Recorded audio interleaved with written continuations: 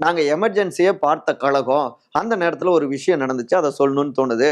அப்ப இருந்த ஒன்றிய அரசாங்கம் மாநில கட்சிகளை எல்லாம் தடை செய்யணும், பேன் பண்ணணும் அப்படின்னு திட்டமிட்டாங்க. உடனே அண்ணா திராவிட முன்னேற்றக் கழகம் உடனடியாக அஇஅதிமுக, அதாவது அனைத்து இந்திய திராவிட முன்னேற்றக் கழகம் அப்படின்னு ஏதோ உத்தரப்பிரதேசம், ராஜஸ்தான்ல கிளை இருக்கிறது போல உடனே பேரை மாத்திக்கிட்டாங்க. அந்த அளவுக்கு பயம். ஆனா பேரை மாத்த மாட்டேன், கொள்கை தான் எங்களுடைய அடையாளம்னு இருந்தவர் நம்முடைய கலைஞர் அப்படின்னு புகழ்ந்து பேசியிருக்காரு. அதே நேரத்துல மறைமுகமாக எம்ஜிஆர் அவர்களை டார்கெட் செஞ்சும் பேசியிருக்காரு துணை முதலமைச்சரான திரு உதயநிதி ஸ்டாலின்ங்க. சரி, இதற்கெல்லாம் அதிமுகவுடைய எதிர்வினை என்ன?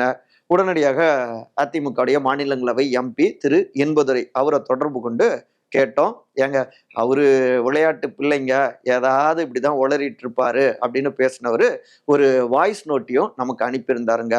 அதை கேட்டீங்கனாலே புரிஞ்சிக்க முடியும். உதயநிதி ஸ்டாலின் ஒரு அரசியல் எல்கேஜி. காவிரி உரிமையை 1974 புதுப்பிக்காமல் கச்சத்தீவை தாரை வார்த்துவிட்டு கல்வியை மாநில பட்டியலிருந்து மத்திய பட்டியலுக்கு பறிகொடுத்து விட்ட கருணாநிதியின் பேரன் அரசியல் வகுப்பெடுக்க வேண்டியதில்லை.